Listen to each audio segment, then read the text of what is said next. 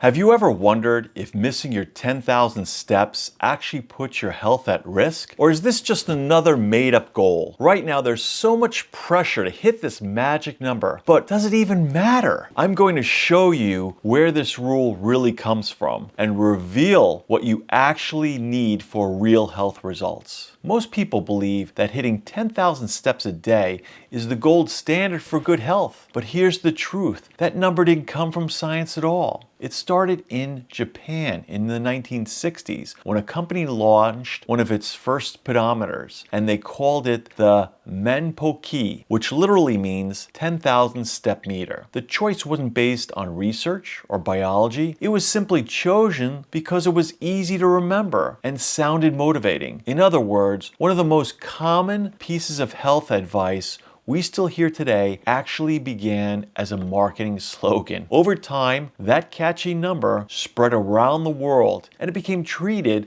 as if it were scientifically proven fact. Many people now see anything below 10,000 as a failure and anything above it as an achievement. But research in recent years has shown that the reality is much more flexible. You don't need to hit 10,000 steps to see real changes in your health. In fact, benefits start showing up with far fewer steps. Around 4,000 to 5,000 steps a day already helps improve your heart health and circulation. Once you reach about 7,000 steps, the improvements become even more significant, including longer lifespan and lower risk of many chronic diseases. But why does walking have such an effect on your body in the first place? Even though walking seems simple, it's far more than just moving your legs. The moment you start walking, your heart begins to pump a little faster, pushing more oxygen-rich blood through your arteries. That oxygen fuels your muscles, which become more efficient and stronger over time. The repeated movement also trains your blood vessels to relax and widen more easily, which helps lower blood pressure and improve circulation. At the same time, your body starts releasing endorphins, natural chemicals that boost your mood and reduce stress. Walking also lowers levels of cortisol, the main stress hormone, which is why even a short walk can leave you feeling calmer and clearer. If you walk after a meal,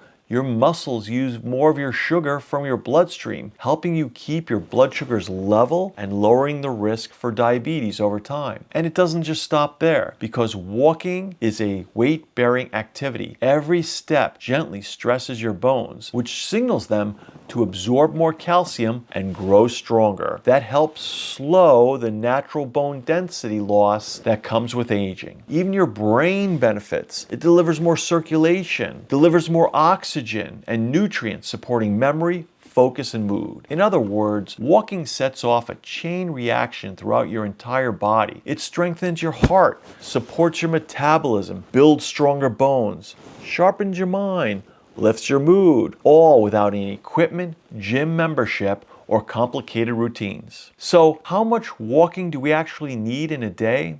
Well, the answer is probably less than you think. While 10,000 steps became the popular goal, research shows that meaningful benefits start well before that. Even as little as 4,000 to 5,000 steps a day, which is actually about 30 to 40 minutes of walking, can already improve circulation, support heart health, and lower the risk of several chronic diseases. It's a level of activity most people can realistically reach by adding a bit more movement into their daily routine. Around 7,000 steps is where science shows a noticeable jump in benefits. At this point, studies consistently link walking with longer life, lower risk of premature death, and significant improvements in overall health. Going beyond 7,000 is still valuable, but extra benefits increase more gradually. Think of it like climbing a hill. The first few thousand steps you give the steepest boost, and after that, the slope kind of levels out. It's important to know that you don't need to do all those steps all in one go. Your body responds to total movement throughout the day. That means short walks between tasks, choosing stairs instead of elevators, and even pacing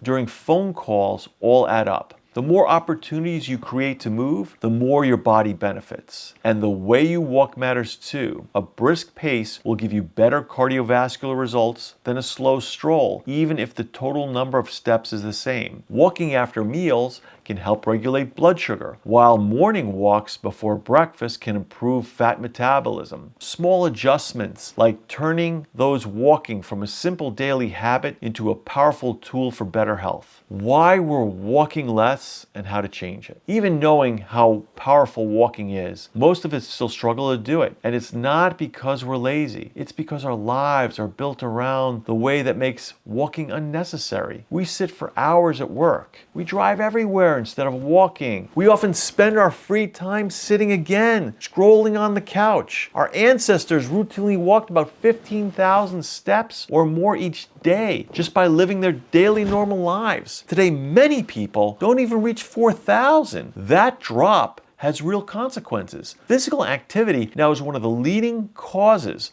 of chronic disease and early death worldwide. The good news is that you don't need to overhaul your entire lifestyle to fix this. The easiest way to walk more is to build movement into things you've already doing. Instead of scheduling one big walk every day and hoping you have time for it, focus on what's called incidental exercise. These small little choices all add up, like taking the stairs, walking while on phone calls, or getting off the bus one stop earlier. Even household chores, errands, and walking to get coffee count. A few hundred extra steps here and there quickly add up and become thousands by the end of the day. Technology can also help. A simple smartwatch or step tracker app can make you aware of how much you're really moving. Most people underestimate how little they walk until they see the numbers in front of them. Tracking gives you a daily target and aims for goals that makes hitting that target feel like a small victory. And just as important as how much you walk is how you feel when you do it. Many people rush through their steps like it's another chore, check-off list. But walking doesn't have to feel like exercise. Slow down. Leave your phone in your pocket. Notice what's around you. Use the time to listen to a podcast, call a friend, or just clear your mind. The real goal is move more, not just more steps. The truth is, you don't need to obsess over hitting exactly 10,000 steps every single day. That number might look nice on a fitness tracker, but it was never based on science in the first place. What really matters is moving more than you do now